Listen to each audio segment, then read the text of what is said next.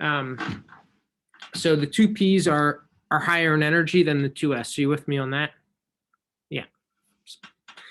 More delocalized, less close to the nucleus, et cetera, et cetera. All right, everything's half filled. Bang, bang, bang. Okay.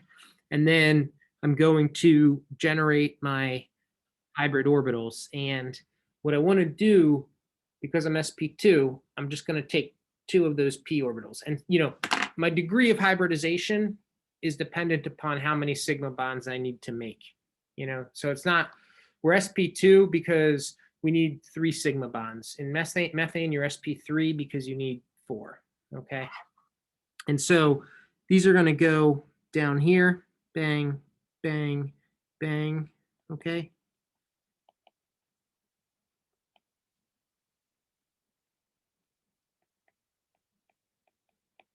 And there's going to be, in theory, maybe it's not so appropriate. We don't really talk about the negative, not adding these because that type of thing just doesn't exist. But the point I'm trying to make with this diagram is that one of my 2 P's is over here.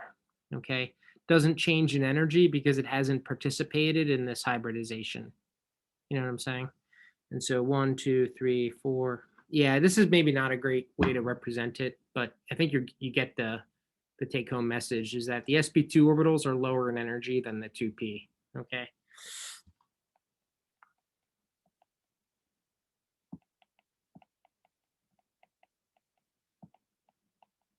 Okay. And so if I then think about where these orbitals sit in terms of carbon's geometry, we know from experiment, ethylene is planar, alkenes are planar. Okay, so we take that as true. I've got my CC bond, my H coming out, my H going back. Okay.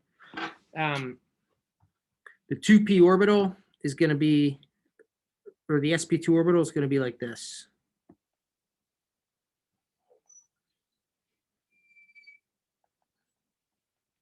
Okay. And then the 2p is going to be up like this.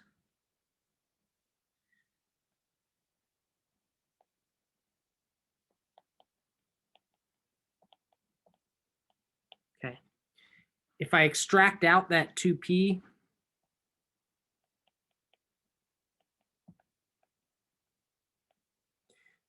what I see is something like this.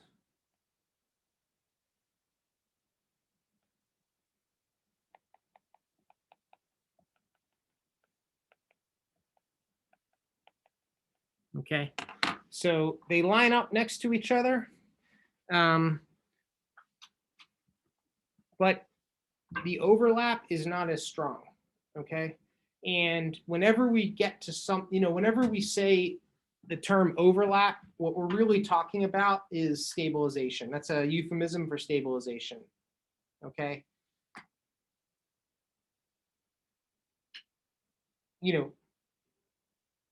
You think about, I'm sure you've seen this. You think about the hydrogen, the strength of an H bond as a function of a strength of a bond between 2 hydrogen atoms as a function of distance, right? You've probably seen charts like this.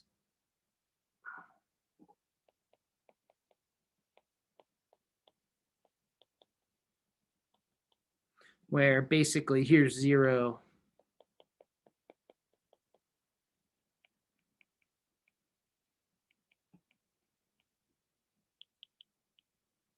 Okay, and sort of as those hydrogens are sort of infinitely far from each other, my energy approaches just basically 0. It's like two H atoms.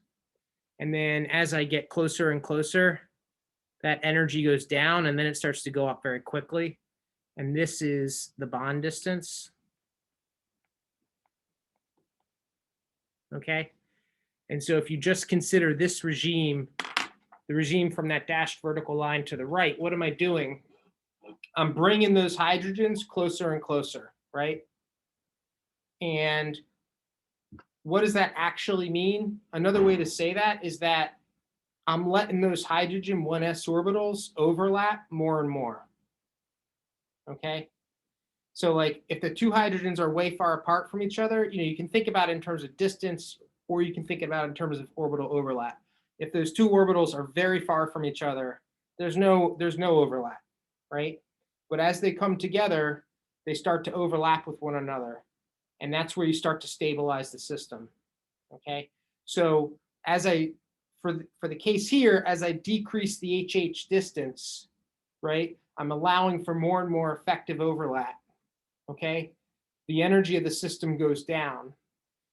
It hits this minimum, okay, and that is the bond length. That distance is the bond length in H2. Okay, now there's a sort of a unrelated point, which is that as you start to compress even more, it goes up again, as you can see, and that's due to the term from the nucleus where you have the two protons. There's also sort of a graph for those guys that we're not drawing.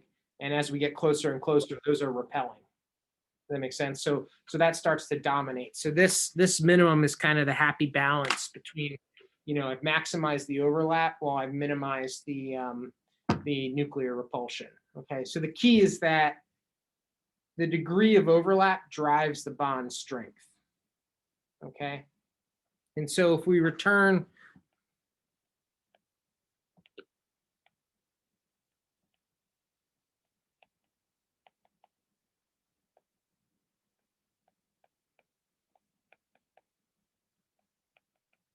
So if we go back to our issue of pi versus sigma,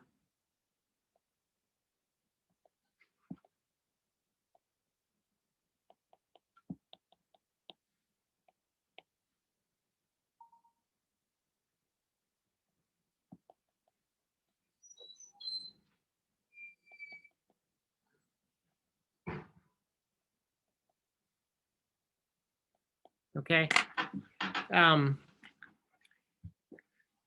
what do these two charts look like in this scenario? I can draw that type of energy distance chart. Okay, it's a little, it's more of, it's not strictly speaking, it's not very rigorous because you actually got all these other bonds that you got to think about and stuff. But we can just sort of simplify it and say, what does the sigma bond look like as a function of distance, right? And so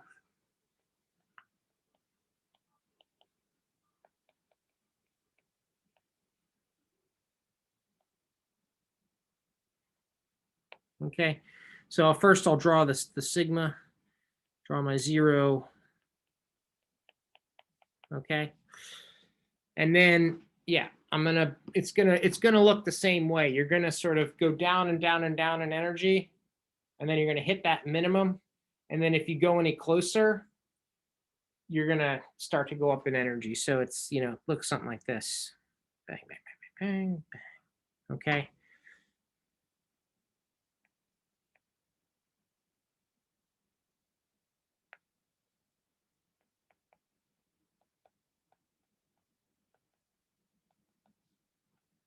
Okay, so that's the sigma. Okay, and the question is then, where does the pi orbital come in? Okay, and now strictly speaking, I shouldn't draw these on the same diagram because the actual minimum distance, the favored distance is going to be, well, actually, maybe it's good to draw them on the same diagram. You can think about the pi bond as being, to get the same amount of overlap, because these things are coming at each other sideways, you might intuit that I need to get closer. Does that make sense? Yeah, so if I were to draw this, we'll make this blue, and again, I don't want to get myself in trouble here, but it might be something like that. Okay. And so the point is that because the overlap is side on, the degree of stabilization is not as good. It's not as steeply negative. Okay.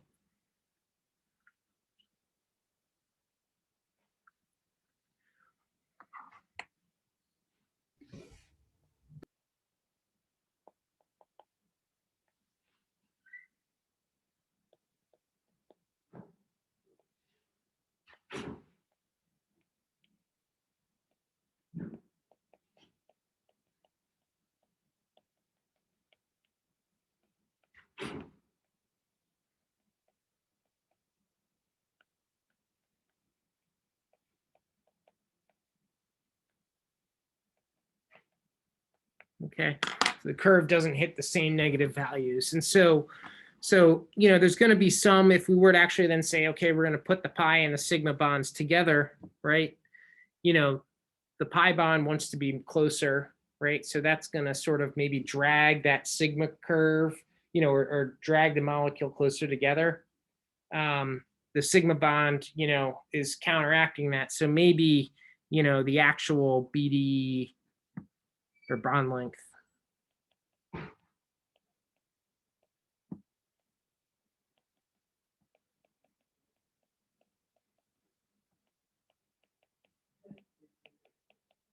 Okay, the bond length, including both sigma and pi, is like somewhere over there. It's somewhere between the ideal for those two.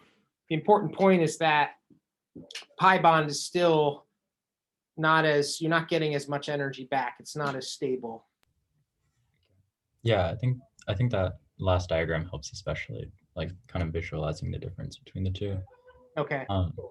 This I'm not sure how important of a point this is, but when you're figuring out the hybridization, and so like we only hybridize to CsP2, why is that only involving or like taking into account the sigma bonds and not the pi bond? Because that's what you said, right? That like it's only the hybrid C orbitals, you're making 3 sigma bonds.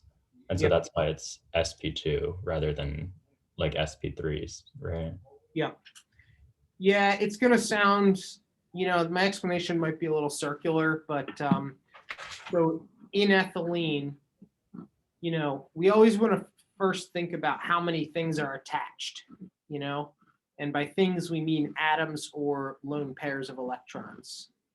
Okay. And so for ethylene, there are no lone pairs, so that's easy, right?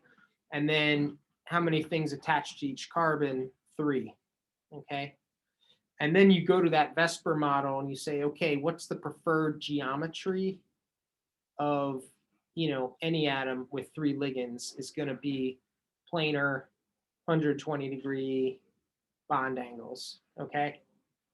And so then I need to make 3 orbitals that can kind of satisfy those bond angles. And,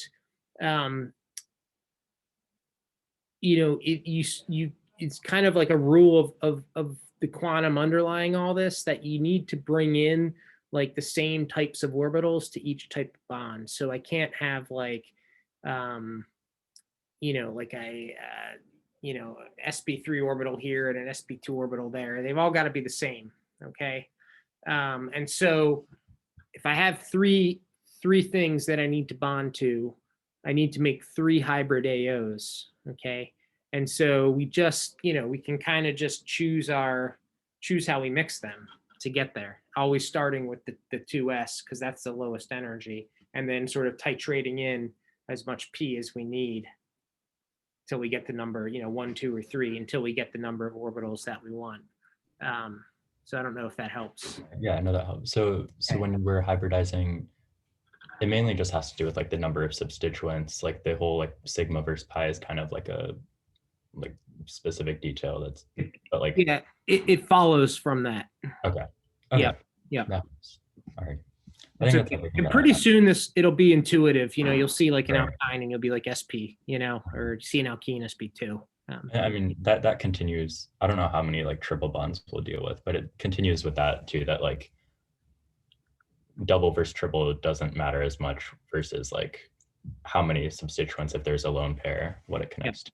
Okay. 2 versus 3. Yeah. So when we get to alkynes, so CC triple bond, and then what's left is 1 CH bond on each. So if you take a C2, C2H2, CC triple bond, let's draw it up here. That's acetylene, right? And so how many ligands on each carbon? Just 2.